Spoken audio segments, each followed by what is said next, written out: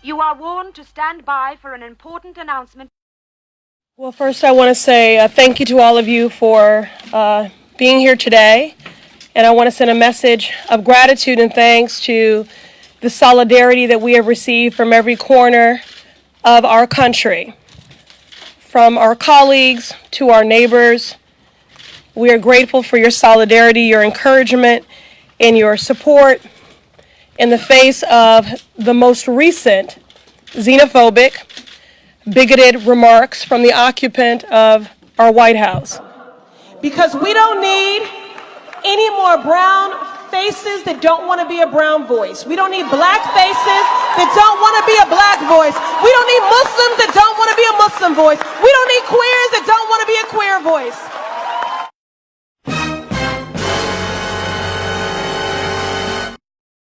Things, it was impossible not to think of the trauma that is being inflicted upon children every day at our border. At the end of the day, if we improve the conditions of children in a cage, they are still in a cage. And we are viscerally, vigorously, and fundamentally opposed to the criminalizing, the vilifying, the mass detention and deportation of migrant families who are simply doing what is their legal human right, and that is to seek asylum. Last time we spoke, you said that you weren't king, you were president. There were only certain things you could do unilaterally. As time goes on, 1,000 deportations on average a day. 1,000 deportations on average a day. People are wondering, and our Twitter feeds and Facebook feeds, that's the question everybody asks. Won't you at least consider unilaterally freezing deportations for the parents of deferred action kids? Yeah. Here's the problem that I have, Jose, and I've said this consistently. My job in the executive branch is supposed to be to carry out the laws that are passed. My job in the executive branch is supposed to be to carry out the laws that are passed. Congress has said, here's the law when it comes to those who are undocumented, and they allocate a whole bunch of money for enforcement. And what I have been able to do is to make a legal argument that I think is absolutely right, which is that given the resources we have, we can't do everything that Congress has asked us to do. What we can do is then carve out the DREAM Act folks, saying young people who have basically grown up here are Americans that we should welcome. We're not going to have them operate under a cloud, under a shadow.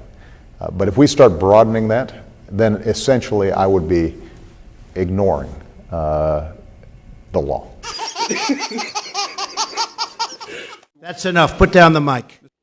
Right now, the president is carrying out mass deportation raids across this country.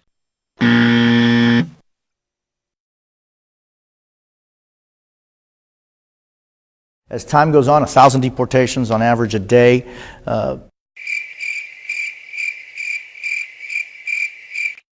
Right now, the president is committing human rights abuses at the border, keeping children in cages, and having human beings drinking out of toilets. In question, President of the National Hispanic Christian Leadership Conference, Reverend Samuel Rodriguez. Sir, thank you for joining us tonight. Thank you for having me. Okay, so you've heard what various members of Congress have said. Congresswoman Ocasio-Cortez is pushing back tonight against those who are questioning her. She says the right is responding to what's been exposed at the border by denying it and saying, I'm lying. Hard to assert when the details I shared are corroborated by other members of Congress, court documents, migrant testimony, and now photos released today by the Inspector General. So, Reverend, what did you see there? Shannon, I must be living in a parallel universe somewhere. As a devoted Trekkie, there must be some sort of, breach in the space-time continuum. I went this past Friday. I visited the controversial center in Clint, Texas, outside the outskirts of El Paso. I was driven by the same news stories that you and I both read, compelled and driven by compassion and a concern for these migrant children. I'm not a Republican or a Democrat. I'm a Christian committed to righteousness and justice. So I was driven, compelled. I called the White House and I asked for access, and they granted it. I went there. I was not restricted at all as it pertains to what I could ask or where I could go. Here's what I discovered. I found kids created in the image of God, and I found Border Patrol agents created in the image of God working together in a very difficult environment. I did not find soiled diapers. I did not find crying children. I did not find deplorable conditions. Quite the opposite. I found amazing people on both sides trying to make a very difficult circumstance better. Damn! This president, who has been credibly accused of committing multiple crimes, including colluding with foreign government to interfere with our election. As you will see, the special counsel's report states that his quote, investigation did not establish that members of the Trump campaign conspired or coordinated with the Russian government in its election interference activities. This is a president who has said, grab women by the pussy. This is a president who's called black athletes sons of bitches. This is a president who has called black people who come from black and brown countries shitholes. This is, and so it was the thing that was interesting in the class was every time the professor said Al-Qaeda, he sort of like his shoulders went up, and you know, yeah, he's in command here. Al-Qaeda, you know, Hezbollah. He's an expert.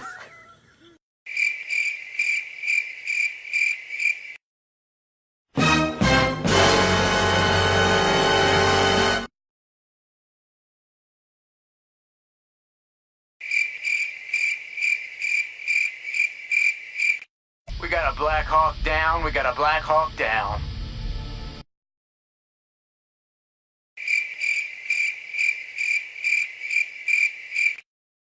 Far too long, we have lived with the discomfort of being a second-class citizen.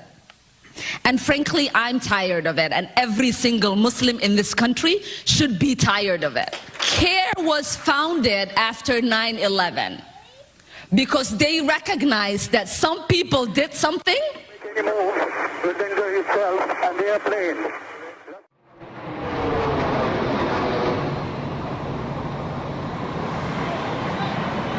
Oh, shit!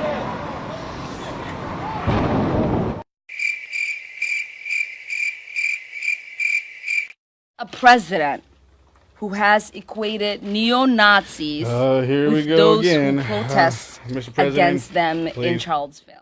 So you know what? It's fine. You're changing history, you're changing culture, and you had people, and I'm not talking about the neo-Nazis and the white nationalists, because they should be condemned totally. That's enough. Put down the mic.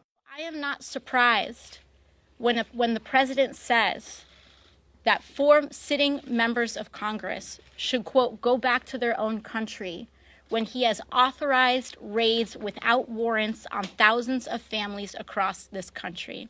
I am not surprised that he uses the rhetoric that he does when he violates international human rights and takes thousands of children away from their families. And so the recommendation of the many that you recommended family separation. I recommended zero tolerance. Which includes family separation. The same as is with every U.S. citizen parent gets arrested when they're with a child. You're an idiot! That's enough. Put down the mic. As we all know, the recent tweets and words from the president are simply a continuation of his racist and xenophobic playbook. Just I think 2 weeks ago or so, we celebrated it took a moment, I think, in our country to remember the Holocaust. And there's a kind of a calming feeling I always tell folks when I think of the Holocaust and the tragedy of the Holocaust and the fact that it was my ancestors, Palestinians, who lost their land and some lost their lives, their livelihood, the human dignity, their existence in many ways have been wiped out and some people's passport. I mean, just all of it was in the name of trying to create a safe haven for Jews.